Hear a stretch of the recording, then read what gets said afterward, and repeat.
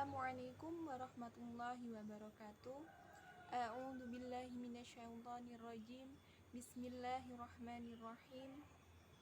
Innal hamdalillah nahmaduhu wa nasta'inuhu wa nastaghfiruhu wa na'udzu billahi min syururi anfusina wa min sayyiati a'malina. May yahdihillahu fala mudhillalah wa may yudlilhu fala hadiyalah.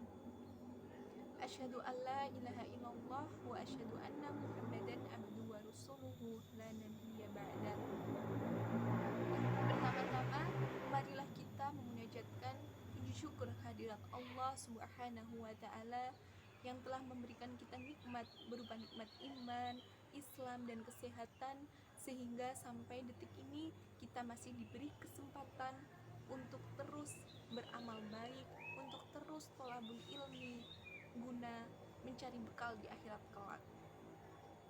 Kedua kalinya, sholawat serta salam tetap tercurahkan kepada junjungan kita Nabi Muhammad SAW yang telah menuntun kita minad dhulumati ilan nur lewat ajarannya, yakni ad-dinul Islam.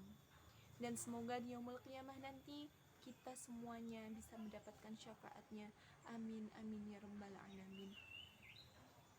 Teman-temanku semuanya yang berbahagia, pada kesempatan kali ini saya akan menyampaikan sebuah kisah sahabiah zaman Rasulullah yang begitu luar biasa, yakni Suairah al-Asadiyah, wanita syurga yang berjalan di muka bumi. Teman-temanku semuanya yang berbahagia, salah satu kisah keimanan dari wanita muslimah yang tercatat dalam sejarah, yakni kisah dari Sayyidah Suairah al-Asadiyah. Atta al-Khurasani mengatakan, diriwayatkan dari Atha bin Abi Rombah, dia berkata, Ibnu Abbas pernah berkata kepadaku, maukah aku tunjukkan kepadamu seorang wanita dari penduduk surga? Lalu dia menunjukkan kepadaku seorang wanita dari Habasyah yang berkulit kuning, berperawakan tinggi besar. Lalu dia berkata, ini adalah Suairah al-Asadiyah. Dia pernah menemui Rasulullah SAW seraya berkata, wahai Rasulullah, sesungguhnya aku menderita penyakit epilepsi dan auratku sering tersingkap tatkala penyakitku kambuh. Maka aku mohon, berdoalah kepada Allah untukku agar Allah menyembuhkan penyakitku. Lalu beliau bersabda, jika engkau berkenan, maka aku akan berdoa kepada Allah agar Allah menyembuhkan penyakitmu dan Allah akan mencatat semua amal baik dan amal burukmu. Namun, jika engkau berkenan, bersabarlah, maka bagimu surga. Maka wanita itu memilih bersabar dan surga. Kemudian wanita itu berkata lagi, sesungguhnya auratku sering tersingkap, maka berdoalah kepada Allah untukku agar auratku tidak tersingkap. Maka beliau pun mendoakannya.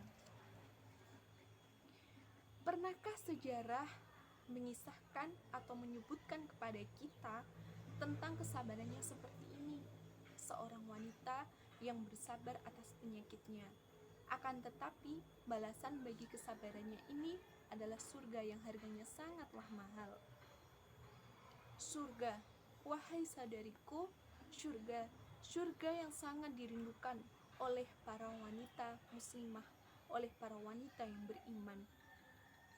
Setelah dia datang kepada Rasulullah untuk meminta beliau mendoakan kesembuhannya supaya dia dapat hidup tenang dan tentram, namun dia melihat kesempatan yang begitu luas di hadapan matanya untuk meraih surga Allah, yakni dengan jalan kesabaran. Maka dia pun memilih surga karena dia ingin menjadi wanita penghuni surga yang berjalan di muka bumi Allah. Surga yang Allah ciptakan dengan penuh kenikmatan yang kekal bagi hamba-hambanya yang bersabar. Sungguh begitu besar kesabaran, pahala dari kesabaran bagi orang-orang yang sabar. Seperti janji Allah dalam Quran surah Az-Zumar ayat 10, innama yuwaffas samiruna ajruhum bighairi hisab. Artinya, hanya orang-orang yang bersabarlah yang disempurnakan pahalanya tanpa batas. Teman-temanku yang berbahagia, Suairah al-Asadiyah telah bersabar dalam menghadapi penyakit yang ia derita. Dia berpasrah diri kepada Allah dengan harapan balasan atas kesabarannya itu adalah surga. Akan tetapi, dia tidak pernah bersabar ketika auratnya tersingkap.